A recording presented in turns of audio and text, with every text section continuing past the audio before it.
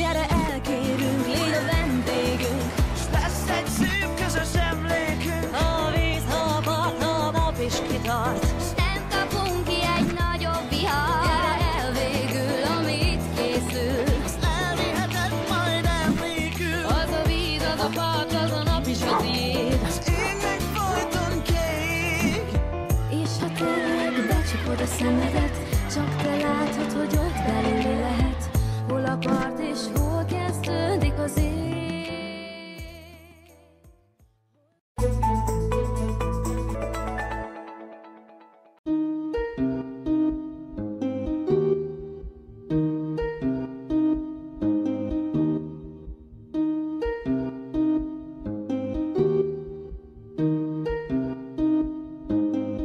Köszöntöm Önöket, a Hazahúzót látják, Körmöndi Zoltán vagyok. A mai adásban a művészetről szól majd minden, hiszen bemutatjuk Önöknek a Marcsa műterem és művészkertet, de ellátogatunk a Józsefvárosi galériába is. Aztán pici magból fogunk majd ékszert faragni, de megszólaltatunk egy didgeridót is, mindenképpen tartsanak velünk. Budapest 8. kerületében, a Józsefvárosi Marcsa művészházban kezdjük tehát mai kirándulásunkat. Bebarangoljuk az egykori családi ház minden kis zegzugát, és többféle művészeti ággal is közelebbről megismerkedhetünk. Marcsa István szobrász és M. Szűcs Ilona festőművész szellemét, hagyatékát, emlékét lányuk Marcsa Piroska őrzi. A Marcsa műterem és művészkertben vagyunk, ami egy igazán nagy múlttal rendelkező hely. Mesélj nekünk erről, Piroska. A nagy múlt az valóban így van, mert idén 118 évesek leszünk. Ez az épület komplexum, mondhatjuk így, az 1800-as évek végén már üzemelt, de akkor kőfaragó műhely működött itt. Szintén nagymúltú, a Zenger kőfaragó családnak volt ez a telepe. Zenger Béla 1877 táján vette meg a Tavaszmező utcai objektumot, és terjeszkedett később erre a József utca felé. A kőfaragó műhelyről azt kell tudni, hogy nagyon nevezetes épületeket faragtak, hát a belső korlátokat, lépcső faragványokat készítették itt.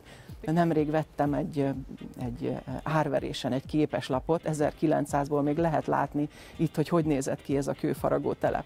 És aztán az 1900-as évekre szerintem beépült a környék, és nem vették talán a környező lakosok jó néven ezt az állandó kőport, meg kopácsolást, meg ugye a kő fűrészelésének is biztos borzasztó hangja volt, és elköltöztek a mostani millenáris területére, millenáris melletti területre. Itt pedig üresen maradtak ezek az épületek, tehát a tulajdonjog nem változott, övék maradt, az Zenger örökösöké, de mit kezdjenek vele? Hát a hasonló szakmának, a szobrászoknak adták bérbe ezeket a műtermeket, úgyhogy amit itt lehet látni, ezek az épületek, ezek a hajdani kőfaragó műhelyből kialakított szobrászműtermek lettek.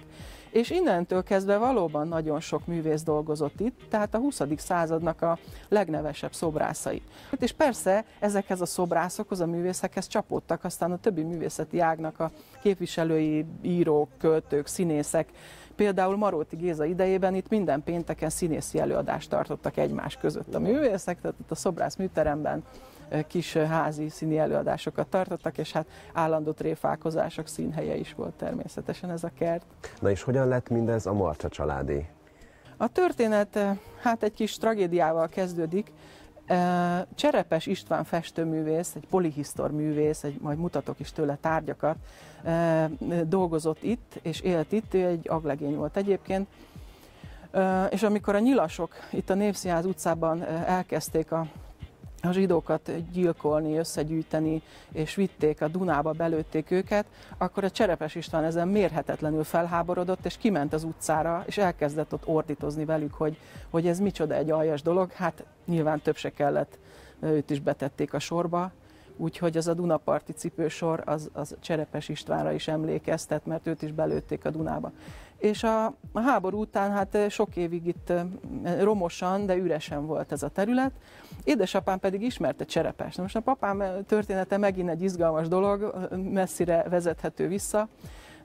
In medias res, őt fölvették 32 éves korában a főiskolára, a képzőművészeti főiskolára, ugye kicsit idősen már, de majd ha szó esik róla, akkor mesélek róla is, és keresett szállást vagy lakóhelyet itt Budapesten, mert egyébként Esztergomban élt. Kereste a Cserepest. Jött ide, József utcába, és mondták neki, hogy Cserepes már nincs, évek óta nincs. de fiatalember nyugodtan bérelje ki a műtermeket. Hát nyilván 1949-ben ő rendkívül jó anyagi körülmények között lehetett, úgyhogy, és a terület is borzasztó romos volt, de azt mondta, hogy ám legyen, kibérelte, nem is egyedül, hanem főiskolás társakkal, és itt megindult újra a művészeti élet az édesapám körül. Úgyhogy 1949-től vagyunk mi itt a József utcában. Ő a művészetnek mely ágában bontakozott igazán ki? Papám szobrász volt, 40 köztéri szobra van Magyarországon, egy nagyon tehetséges és hát kitűnő mestere volt, ugye Ferenczy Béni. És aztán hogyan jött nálad a művészet? Gondolom, hogyha édesanyád és édesapád is, sőt még a nagybátyád is művész volt, akkor egyenes út vezetett ide. Hát egyenes út, de hát én azért ezzel ellen tiltakoztam. Miért? Hát a gyerekkoromban megkérdeztek, mi akarsz lenni, mondtam, hogy festő biztosan Csak azért nem. sem? Nem, hanem láttam azt a rengeteg küzdelmet, amit a művészvilág jelent. Tehát amikor nincs körülötted egy bázis, ami megtartson, nincs egy munkahelyed, hanem egyedül kell csak a saját tehetségedből, csak a saját erődből megélni, és azokat a kollegiális furkálódásokat elviselni, az nekem nagyon nem tetszett. Úgyhogy én nem is arra mentem, hanem a rajzfilm szippantott be. De a rajzfilmben a szobrászat egyébként nagyon fontos, mert ugye térben meg kell forgatni egy figurát. Jó, most már a 3D animáció az megcsinálja a komputer magától, de a sima rajzfilmben érezni kell a terét, és ez nem mindenki képes, és én ebben jó voltam, azt hiszem. A művészházban folyamatos az alkotómunka. Piri például jelenleg együtt dolgozik dr. Bóna István festményrestaurátorral. Egy több hónapos közös munka van már a hátuk mögött. Ön festőművész, illetve festményrestaurátor, most viszont itt Piroskával a Marcsa Művészházban mégis szobrokat restaurálnak, például ezt a szobrot is. Hogyan megy egy ilyen restaurálás, mire kell odafigyelni, hogyan néz ki egy ilyen munka? Hát a helyzet az, hogy a szakmák nem válnak ám el annyira élesen egymástól. Tehát ha megnézzük ezeket a szobrokat, ők is festve vannak.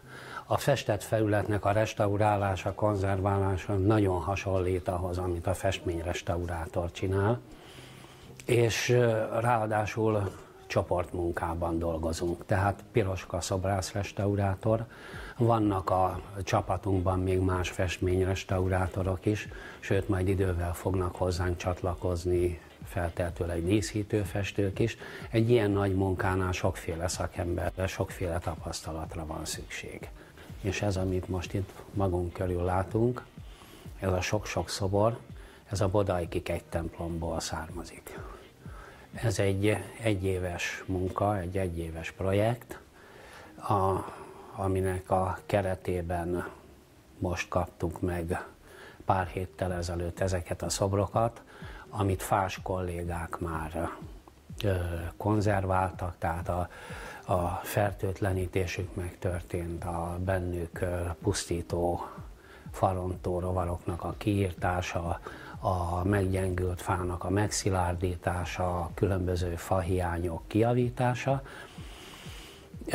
Miután ők ezzel elkészültek, átszállították ide ezeket a műveket, és mi a festett és aranyozott részek restaurálásán dolgozunk. Hát akkor tulajdonképpen a restaurálásnak az a lényege, hogy az eredetibe visszakerüljön és tartós maradjon, vagy pedig az, hogy szép legyen, tehát hogy itt például legyen végig arancsík. Tehát, Na most, ez egy nagyon helyén való kérdés. Valóban a restaurálásnak többféle célja lehet. Elsősorban természetesen a műtárgy eredeti anyagait kívánjuk megőrizni, és azt olyan eredeti módon bemutatni a látogatónak, amennyire csak lehet. Ám de vannak speciális esetek, amikor ez nem megy, ez egy ilyen speciális eset. Tehát itt azt javasoltuk, hogy az összes későbbi átfestést tartsuk meg. Például ezek az arancsíkok nem eredetiek, tehát az első színezésnél nem voltak arancsíkok, azt megvizsgáltuk mindenütt. Ez csak tiszta fehér volt ez a szobor, és azt javasoltuk, hogy erre a most látható legutolsó festésre tegyünk fel egy polírvejsz réteget. És ezt elfogadta mind a műemléki hatóság, mind a megrendelő. A szobor Majdnem pontosan úgy fog kinézni, mint ahogy úgy korábban nézett ki. Egy icipicit a formák puhábbak lesznek rajta, hiszen a több festékréteg meg alapozás, amit felhordtak rá, az a részleteket egy kicsit elfedi, de az összkép az gyakorlatilag szinte pontosan ugyanaz lesz, mint amilyen új korábban volt.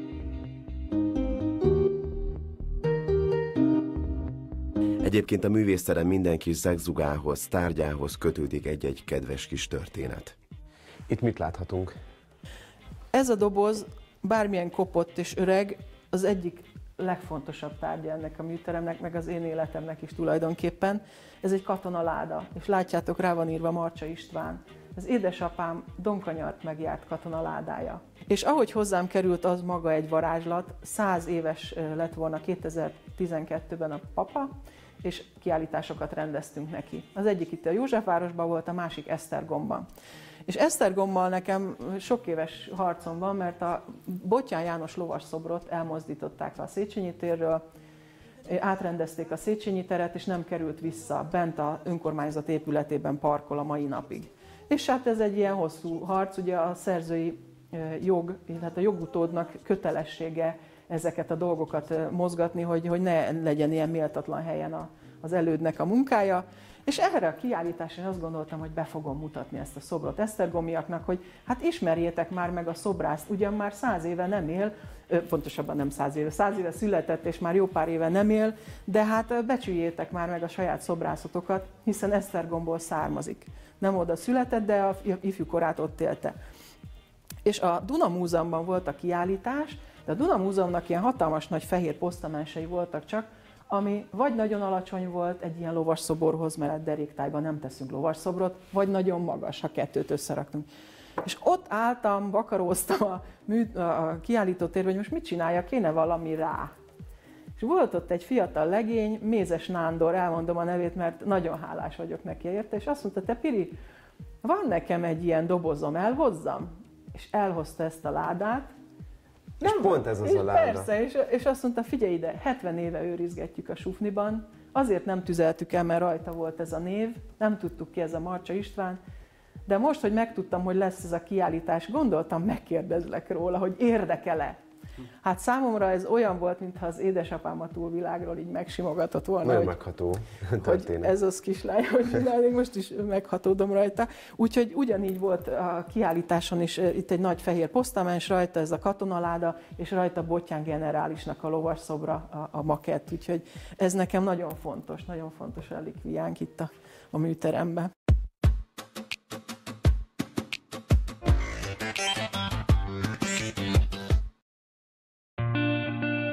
Sok fiatal tehetség alkot itt, például Böbe, aki már évek óta második otthonának tekinti a művészházat. Te mióta dolgozol itt a műteremben? Körülbelül 8 éve.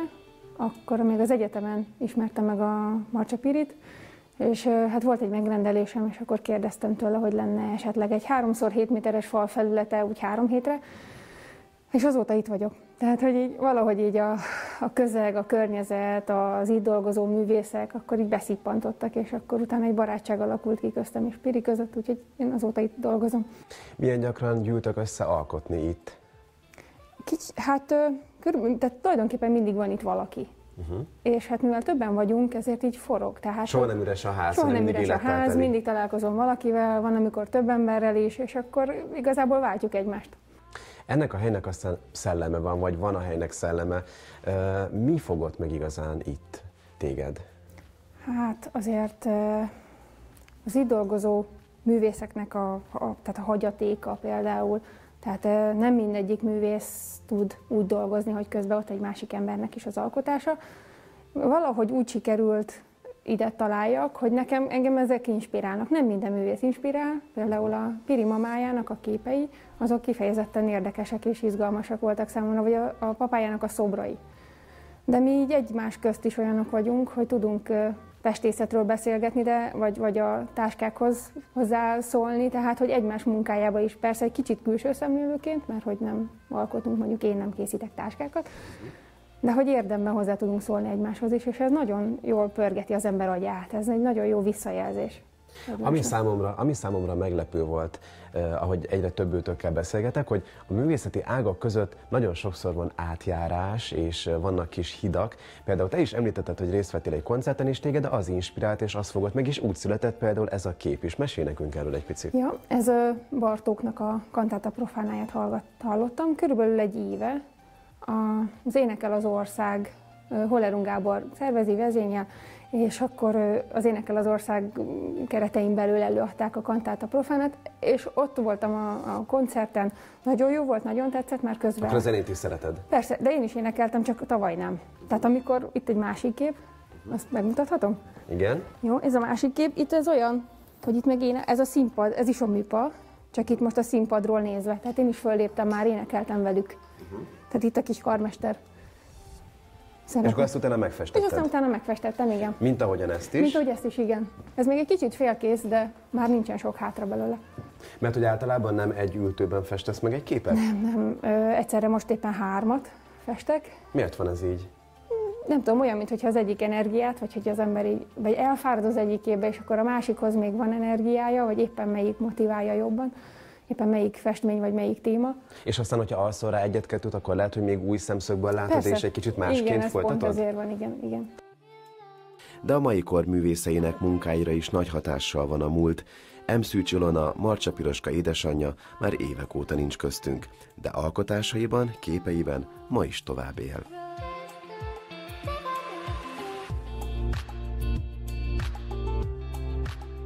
Édesanyád festményei elé érkeztünk, és ahogy elnézem, nagyon sok a tájkép. Kik voltak az ő mesterei? Nagyon nevezetes mesterei voltak, Szőnyi István és Berény Róbert. Édesanyám nagyon szegény volt, ugye háború után került ide föl Pestre, nem volt még festékre, meg palettára se pénze, és szeretném megmutatni itt a könyvében, betettem egy képet, ahol büszkén mutatja a palettát, amit Berény Róbert mestertől kapott, aki hát a tehetséges tanítványnak vásárolt egy készlet festéket, és ott ez is az? van, így van, ott van. Megfoghatom? Persze, ott van a Berénytől kapott paletta, de érdekes módon bármennyire is nagyon szerette a mesterét, nem Berény, hanem inkább Szőnyi István hatása mutatkozik az ő festészetében. Igen, tehát nagyon szerette a tájakat.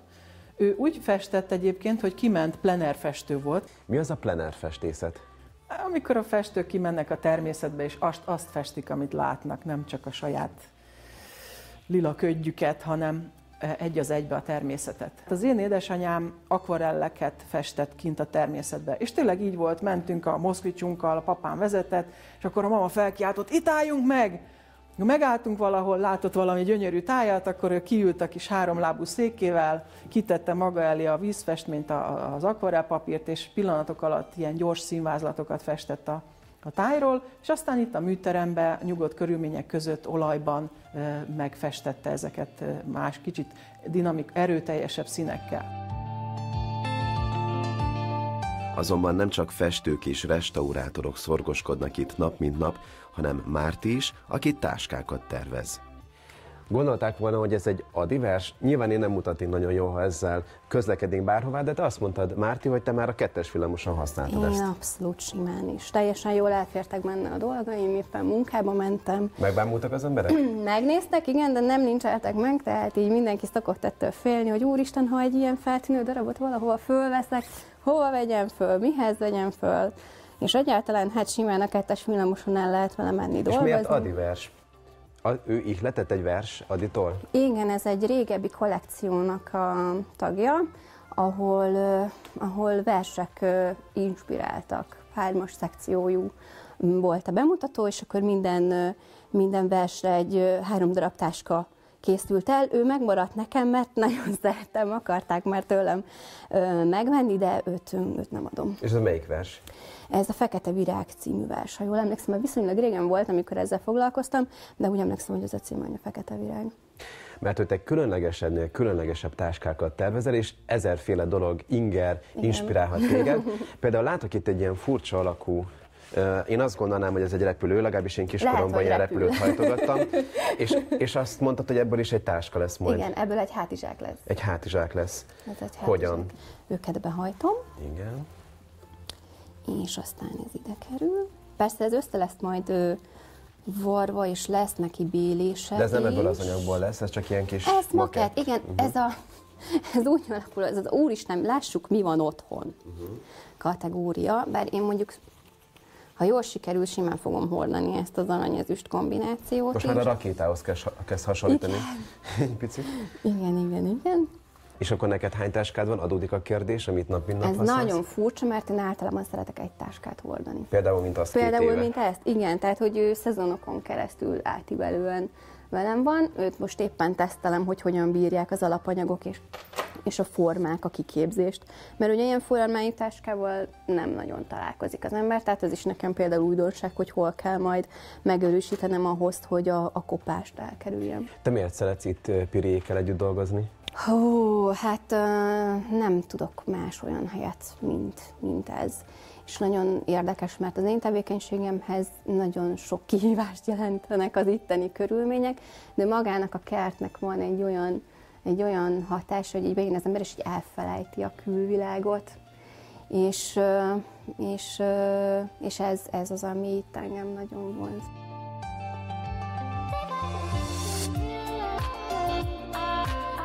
Turcsány Villő szobrászművész is évekig dolgozott itt. Számára a művészet az igazi önkifejezés.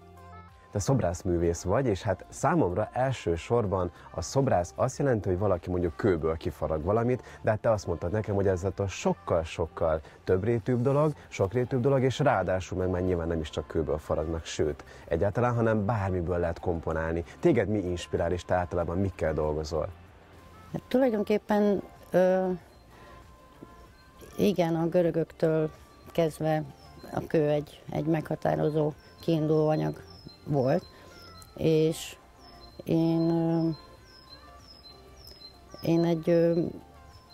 egy zenészként, tehát én zenészként kezdtem az életemet. Olyan, a zenéből pártoltál át ide a szobrászművészet? Hát őszintén szóval én zeneszerző szerettem volna lenni még valamikor 10 éves koromban, és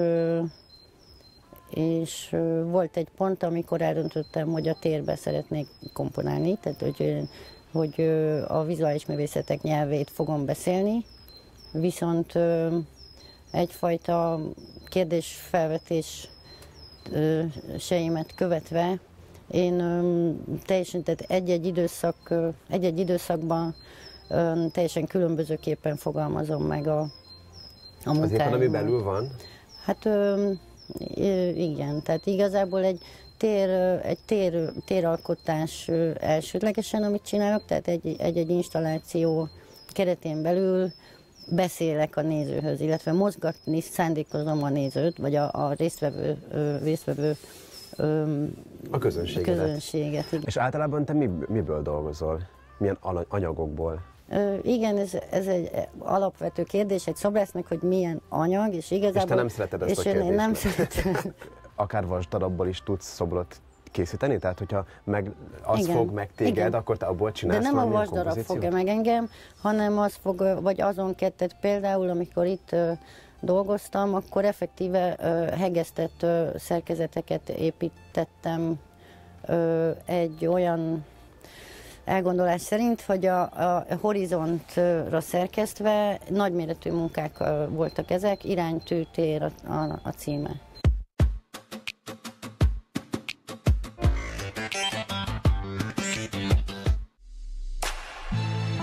El tudják képzelni önök, hogy pici magokból ékszereket faragjanak? Mert hogy Martin Balázs ezt teszi. Balázs, te magokból faragsz különféle ékszereket, illetve gyűrűt például. Hát számomra nagyon meglepő volt, amikor először hallottam, hogy van ilyen, hogy egyáltalán az országunkban, hogy magokból farag valaki efféle kis kütyüket. Nálad mikor alakult ki ez az egész, és honnan jött, hogy magokból faragjál? Körülbelül 20 évvel ezelőtt láttam egy TV riportban egy embert, aki gyönyörű magokat faragott, őt Herman Jánosnak hívják, ha lehet megemlíteni a nevét, később mesterem is lett, vagy mesteremnek tekinthetem. És egy nagyon rövid műsor volt, ahol volt egy ilyen fényképbevágás az egyik munkájáról, ami egy ilyen kínai hal, egy ilyen nagyon cizelláltan megfaragott hal motívum volt, egy sárga barackmagba. És ez nekem annyira tetszett, hogy aznap kimentem, pont nyár volt otthon barackmag, és rögtön volt egy darab faragókésem, azzal elkezdtem halat faragni. Mert hogy eredetileg tehát faragó vagy, tehát az a végzettséged? Nem a végzettségem, körülbelül 1 éve tanultam akkor. Ahhoz képest az megelőzően. Igen, tehát előtte 1 éve. Hát fából már faragtál előtte? Mindig vonzott ez a dolog, de nem tanultam, eredetileg szerszámkészítő a szakmám, aminek nagy hasznát vettem később saját szerszámok készítésénél. Rögtön elkezdtem gondolkodni, hogy mit lehet egy ilyen magból kihozni, tehát milyen minta fér bele, mit lehet kihozni. És akkor rögtön ugye az ilyen klasszikus motívumok jutottak eszembe, mint virág, 4-szirmú virág, ez is az első 5 között szerepel. Tehát egy nagyon, nagyon egyszerű virágminta, később arcok, fejek, akkor azon gondolkodtam, hogy lehet ezt ékszerré tenni, tehát hogy rakok bele kis karikát, legyen ebből medál fülbevaló, vagy később legyen ebből egy ilyen gyűrű, hogy lehet ezt megoldani, úgyhogy onnantól elindult a fantázia. Milyen magokkal dolgozol? A sárga barack mag az, ami a legtöbb, mégpedig azért, mert nagyon sok mindent kipróbáltam, és az méretben, anyagban egy nagyon jól használható dolog. Nagyon nem mindegy az anyag, hogy milyen. A sárga barack mag, az ugye egy csonthéjas termés, egy nagyon homogén anyag, tehát ha látod, itt vannak olyan felületek, hogy egészen föl lehet polírozni. Például egy őszi barackmaggal ezt nem tudod megcsinálni, vagy egy szilvamaggal, van az is, szilvamag, de ott is az van, hogy ha itt megnézed, hogy egy nagyon porózus, tehát nagyon nehéz igazán aprólékos munkát készíteni. De van itt cseresznyemag, ez például a pisztácia, ami szintén nagyon jó, csak rendkívül vékony, nagyon-nagyon törékeny. Itt a legkisebb munkám az egy galagonyamag, ez körülbelül 2 mm-2,5 mm. Nem mondod, hogy ezt is meg tudtad így faragni. Arc. Hát de tudod, mi jut eszembe? Hogy minél kisebb egy mag, szerintem annál nehezebb faragni, nem? Hát ez szinte így megfogni is, már el is tűnik, ahogy itt az ujjaim között. Hát igen, az kihívás volt, igen. Mennyi ideig tart kifaragni egy ilyen, akármilyen motívumot? Mintától függ. Minimum 4-5 óra a legegyszerűbb mintánál is, illetve nagyon fontos tudni ennek a folyamatát, hogy magot faragni az nem abból áll, hogy leülök, fogok egy magot, és akkor már indul is a munka. Egy komoly tervezési fázisra kezdődik. Előre hajtszál pontosan, kitalálod, hogy mit szeretnél? Pontosan le kell rajzolni, igen, azért is vettem ezt elő. Akkor jól kell, hogy rajzolj. Tehát, hogy ez a mag, ez például itt van valahol a tömegben megfaragva, tehát össze lehet hasonlítani, hogy ezt nagyon pontosan le kell rajzolni ahhoz, hogy tudjam. Ez az arányok miatt nagyon fontos, mert hogyha nem vagyok tisztában az arányokkal, azért itt ez elég pici, akkor ő nagyon könnyen elcsúszik. Tehát egyszer csak hiába képzeltem oda, már nem fér el. Kipróbáltam, hogy milyen nehéz egy magot. Van olyan mag, ami még sértetlen is nem okozok túl nagy kárt? Persze, ez például az egy ilyen elkezdett dolog. De akkor én viszont belerondítani még nem akarok. Nem, nyugodtan használhatod. Annyira figyelj, hogy az nagyon éles, tehát amikor a magot fogod, akkor igen, az legyen biztos fix, fogás. mert hogyha megcsúszik a szerszám a kezedben, akkor sebészet. Akkor igen, a kezedbe fog állni a szerszám, tehát ez nagyon fontos, illetve a másik, hogy nem lehet nagyon nagy léptékkel haladni. Tehát, hogy itt az ember azért tényleg csak ilyen icipici kis forgácsokat ejt, megy szépen a terv szerint. Nekem ez nem nagyon megy. Halad, és akkor... Nagyon nehéz. Tehát, hogy nagyon kemény dió. Egyébként dió is van. Van dió, többféle is, igen. És nem ez Balázs egyetlen szokatlan hobbija, ugyanis didgeriduzik is. Aki pedig nem tudná, a didgeridoo az ausztrál bennszülöttek ősi hangszere. Az eukaliptuszfa törzséből készül, és főleg ünnepségeken fújták. Van alapvetően ritmus hangszerről beszélünk, egy didgeridoonak van egy hangmagassága, tehát ami mitől függ ha be van hangolva. Ez a hosszától, azonos geometria mellett, minél hosszabb, annál mélyebb. Most úgy látom, az én didgeridoom hosszabb, mint a tiéd. Így van, az mélyebb is egyébként, egy pár hanggal, de ez nagyon csalóka, tehát adott esetben egy rövidebb didgeridoo is lehet mélyebb, ha más a geometria, vagy más anyagból van, tényleg máshogy néz. Minden számít, a falvastagság, az anyag, a hossz, az, hogy milyen sokkal szebb, mint az enyém. Hát, mert ez ki van festve, de az egy nagyon gyönyörű darab, én nagyon szeretem egyébként, és azért hoztam el, mert így néz ki eredetileg. Tehát ez az original. Tehát igen, ez gyakorlatilag ki van vágva, ki van pucolva belülről, amit a termeszek maguk után hagynak, az ki lett mosva, és szinte kész van. Itt raktam rá egy kis mély viaszt a szájára, ez azért van, mert ha túl nagy a szája, akkor kényelmetlen fújni. Ez a megszólaltatásnál fontos. 2006-ban volt szerencsém először Ausztráliába menni, és akkor találkoztam egy didgeridoo készítő és akkor onnan tőle. Ez a példány is onnan van igazából, akkor együtt kimentünk a bozótba, és vágtunk, készítettünk. Akkor ne haragudj még egyszer, hogy azt mondtam rá, hogy az szebb, mint ez, mert ez is gyönyörű szép, most már tényleg úgy látom. És egyébként a te életedben honnan jött ez a hangszer? Tehát mi volt az a pont, amikor egyáltalán elkezdtél érdeklődni a didgeridoo iránt? Egy utcazenészt láttam. Gyakorlatilag ez 99-ben volt, Új-Zélandon utaztam éppen, és megláttam egy embert, aki az utcán így fúj egy ilyen csövet, és teljesen elvarázsolt, hogy ez micsoda, ezt én ilyet még nem hallottam, és így odaragadtam, hogy ez valami fantasztikus. És hazajöttem, azonnal eldöntöttem, hogy ez nekem, ez engem érdekel, tehát én utána járok, hogy mi ez. Akkoriban nem nagyon volt Magyarországon, nem lehetett kapni ilyen eukaliptusz hangszert, egy-két ember volt, akit így sikerült megtalálnom, aki így foglalkozott vele, és gyakorlatilag nem volt, akitől tanuljak, meg nem volt honnan hangszert szerezni, tehát így egyenesen következett belőle, hogy ki kell utaznod Ausztráliába. Igen, nekem kell végigjárni ezt az utat. Meghallgatjuk, hogy szól? Gondolom, jó nagy levegőt kell venni ahhoz, hogy ezt... Nem, ez is egy fontos dolog, nem kell nagy levegő, ugyanis a didgeridót körlégzéssel fújjuk. Körlégzés, az milyen? Így van, az azt jelenti, hogy miközben fújom, közben veszem is a levegőt. Ez most így elsőre lehet, hogy nagyon... Lehetetlen. Igen, furcsán hangzik, de nem az. Ez egy nagyon egyszerű dolog. Arról van szó, hogy alapállapotban a tüdődből fújod a hangszert, majd van egy pont, hogy fogy a levegőd, akkor azt fogod csinálni, hogy csak a pofazacskódból fújod ki a levegőt, tehát csak innen. Ez azt jelenti, hogy szabadok lesznek a légutak. Ugye van ez a gégefőnek nevezett kis dolog a torokban, ami azt szabályozza, hogy az orrodon vagy a szádon megy be a levegő. Ezt kell gyakorlatilag úgy koordinálni, hogy te az orrodon veszel levegőt, csak innen fújod ki, és miután vettél levegőt, utána megint a tüdődből. De mondjuk, fújni. ha most elkezdett fújni, és mondjuk elszámolnék 200-ig, akkor te ugyanúgy tudnád fújni körlégzéssel? Igen, szoktunk egy ilyen programot csinálni, hogy didgeridoo virrasztás, ami azt jelenti, hogy egész éjjel fújjuk. Én nem ájultak el a végére? 8-10 órán keresztül, úgyhogy hát most már nem. Elején azért nehéz volt. Ez egy gyakori kezdőbetegség, hogy fellép a hiperventiláció, mert ha nagyon sokat vesz az ember levegőt, akkor feldúsul az oxigén a vérébe, és akkor ugye el lehet szédülni, ez egy ilyen kezdő didgeridós betegség, de ez elmúlik, szóval na mutasd, hogy szól. Én még először csak figyelek, jó? Jó.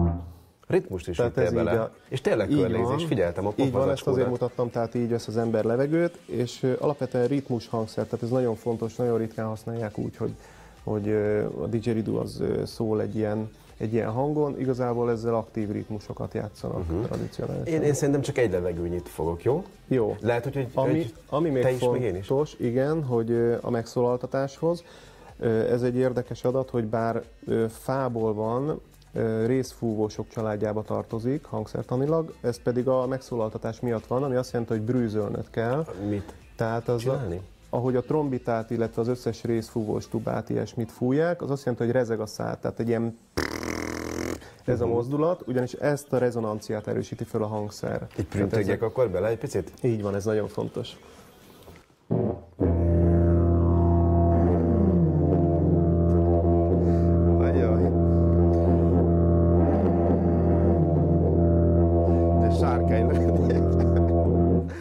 Úgy éreztem, hogy egy sárkány lettem, de nem ment szerintem jól. Annyira nem bonyolult, rezegni kell a szájnak, tehát pedig... nálad most ez a hiba, hogy nem rezeg. Talán ezt még gyakorolnom kell. De nem csak a fúvós hangszereknek van őse, hanem a fényképezőgépnek is. Ez camera obscura, latinul, pontosabban lyukkamera. Tehát a lyukon keresztül fényképez, definíciója az, hogy egy minden oldalról zárt doboz, egyik oldalán egy kis nyílással, amelyen keresztül a túloldalra vetíti a fény a valóság egy részletét, a fény egyenes vonalú terjedésének megfelelően. Tehát akkor ez az eleje, igen. És itt kell benézni, igaz? Azt, hát ide kell tenni a fényérzékeny anyagot. Én ezzel úgy szoktam dolgozni, hogy valahogy így beállok a téma elé, így körülbelül megnézem, hogy mit akarok lefényképezni, és akkor 180 fokban visszafordítom. Az a lényege, hogy beállítottuk a kompozíciót, igen. Akkor nagyon ügyelve arra, hogy pont oda kerüljön vissza beállítottuk a kompozíciót, visszafordítjuk, igen. Fel kell tenni a sapkát, és akkor a kazettát azt a helyére kell tenni, tehát be kell csúsztatni. És akkor ki kell húzni a fedőlapot, igen. Szabaddá válik a fényútja, fényérzékeny anyaghoz. Levesszük a sapkát. És akkor sapkát le kell venni. És hogy lesz ebből kép? Hát jó sokáig kell exponálni, most legalább fél óráig. Ez egy fél óráig tart? Fél óráig tartó.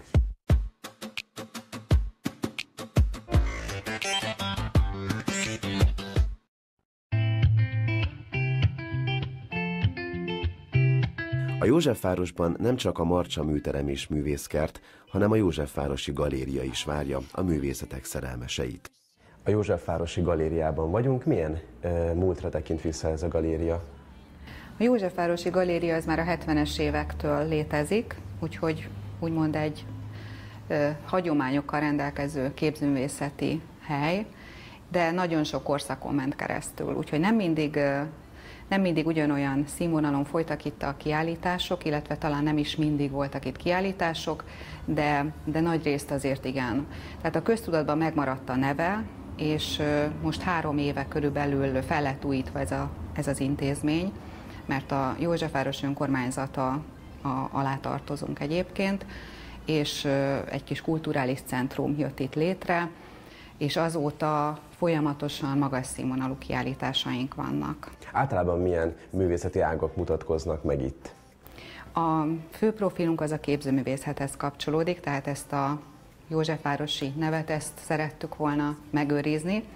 Úgyhogy a legtöbb programunk az a képzőművészethez kapcsolódik, de egyébként úgy működünk, mint egy kis művelődési ház. Tehát itt például minden kedden koncertjeink vannak, könnyűzenei koncertek, nagyon sok ismeretterjesztő előadás sorozatunk van, és hát időnként színházi, irodalmi estek, tehát mindenféle műfajban működünk. Itt jártunkkor épp Kóka Ferenc alkotásaiból nyílt kiállítást tekinthettük meg. Miért éppen Kóka és Kóka inspiráció a kiállítás címe? Hát azért, mert nem csak Kókának a műveit látjuk itt ezen a kiállításon, hanem azokat azok barátait, akiket Kóka személye inspirált és megörökítették, valamint azoknak a munkáit is láthatjuk, akiket Kókának a festészete inspirált. Tehát 2001-ben akkor kezdtem az aktív kiállításoknak a szervezését, és akkor először azt a művészkört kerestem meg kiállítási céllal, akiket úgymond ismertem, és természetesen ezek Kóka Ferencnek az évfolyamtársai voltak.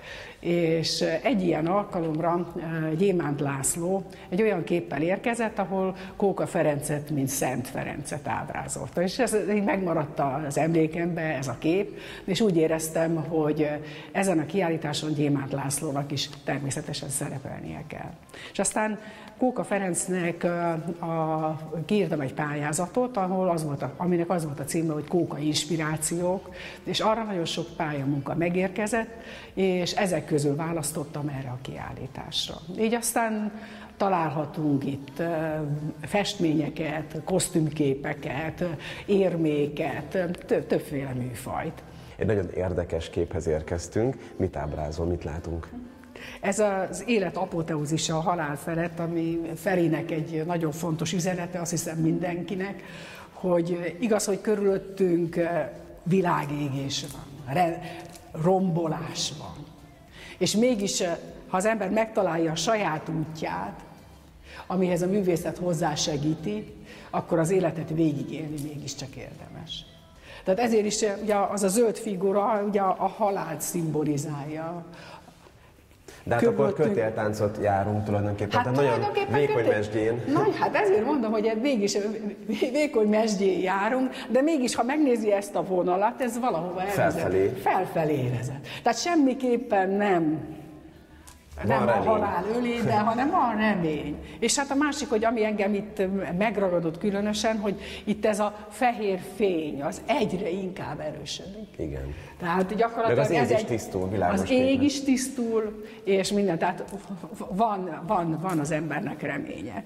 De ugyanakkor Feri tisztában volt azzal is, hogy a világban mennyi szörnyűség, borzalom van. Ugye itt is van a rombolásnak ott a nyoma, ott az égésnek ott a nyoma. Tehát ő benne volt abban a világban, ami foglalkozta, amiben élt, amiben a háborúk nyomasztották. Mert alapvetően ő mindig a humanizmust emelte föl.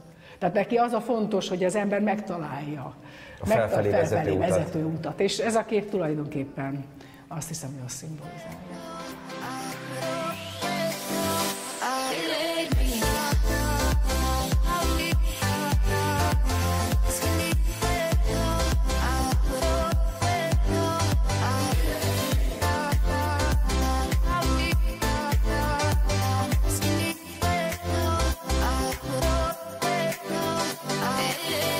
Ennyi fért a mai Hazahúzóba, de ne feledjék, holnap is várjuk Önöket. Számítunk a figyelmükre akkor is. Viszontlátásra!